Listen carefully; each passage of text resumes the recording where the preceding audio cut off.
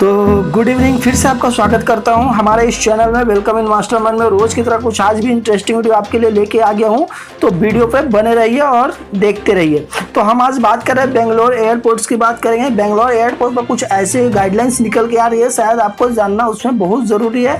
अगर आप domestic flight की जर्नी कर रहे हैं या तो इंटरनेशनल फ़्लाइट की जर्नी करने जा रहे हैं, अगर बेंगलोर एयरपोर्ट से जा रहे हैं या तो बेंगलोर एयरपोर्ट पर आ रहे हैं, तो आपको हो सकता है कि आपको वहाँ पर ये नियम फॉलो करना पड़ जाएगा।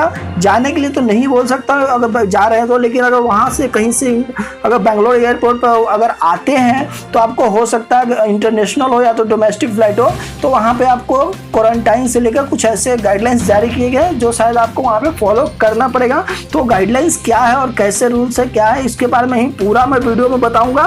तो वीडियो पर बने रहिए और वीडियो पर अगर नए हैं तो प्लीज़ चैनल को सब्सक्राइब कर दीजिए, वीडियो को एक लाइक जरूर कर दीजिएगा। तो चलिए बात कर लेते हैं। भारत में अंतर्राष्ट्रीय उड़ानों के माध्यम से इंटरनेशनल पैसेंजर का बेंगलोर एयरपोर्ट पर आने की संख्या काफ़ी ज़्यादा में देखने को मिल रही है, बढ़ोतरी देखने को मिल रही है, जिससे देखते हुए बेंगलोर एयरपोर्ट ने क्वारंटाइन और ट्रैवलिंग को लेकर नए नियम जारी कर दिए हैं। यह नियम सभी अंतर्राष्ट्रीय पैसेंजर के साथ साथ, आपको बोला था मैंने, सभी इंटरनेशनल पैसेंजर के साथ साथ डोमेस्टिक पैसेंजर के ऊपर भी लागू होता है। यदि आप इस समय बेंगलोर एयरपोर्ट पे आने वाले हैं या फिर तो बेंगलोर एयरपोर्ट पर ट्रैवल करने वाले हैं, तो आपको इसकी जानकारी पता होना चाहिए। इसलिए बोला था कि आप अगर कुछ भी कर रहे हैं, इंटरनेशनल फ्लाइट की जर्नी कर रहे हैं या तो डोमेस्टिक से वहाँ पे आ रहे हैं, तो आपको ये दोनों चीज़ को रेगुलर आपको ये फॉलो करना पड़ेगा गाइडलाइन। तो चलिए पूरा बता देता हूँ। तो भारत में आने वाला अंतर्राष्ट्रीय पैसेंजर, सबसे पहले यहाँ पे बात करते हैं कि ऐसे पैसेंजर के बारे में जो कि अंतर्राष्ट्रीय उड़ानों के माध्यम से बेंगलोर एयरपोर्ट पर लैंड होते हैं और उनका घर कर्नाटक में ही आता है।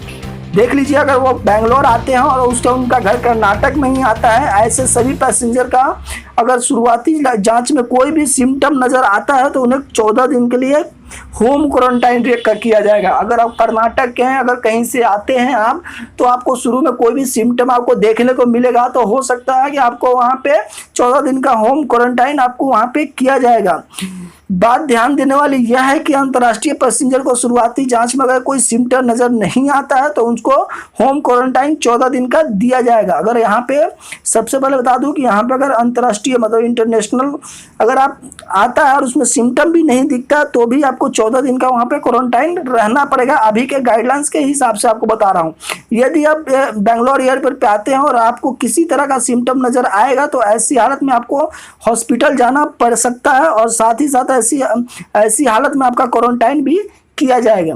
अगर आप ऊपर से आ जाते हैं, अगर वो आपको कुछ ऐसा सिम्टम नज़र आता है, कोविड-19 का सिम्टम आप में दिखता है, तो आपको वहाँ पे क्या हो सकता है, आपको वहाँ पे हॉस्पिटल भेजा जाएगा या तो वहाँ पे ही आपको होम क्वारंटाइन के लिए किया जाएगा। अब डोमेस्टिक फ्लाइट के लिए क्या नियम है उसकी भी जानकारी मैं यहाँ पे आपको दे देता हूँ।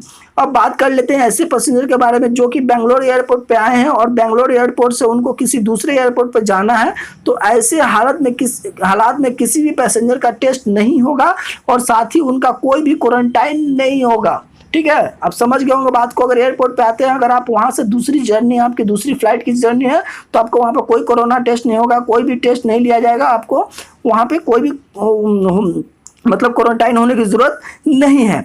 यदि कोई पैसेंजर 48 घंटे से ज़्यादा और 7 दिन से कम टाइम लिमिट के विजिट के लिए जाता है तो ऐसे पैसेंजर को ज़रूरत है कि वह अपने साथ कोरोना टेस्ट की रिपोर्ट लेकर ही ट्रैवल करें।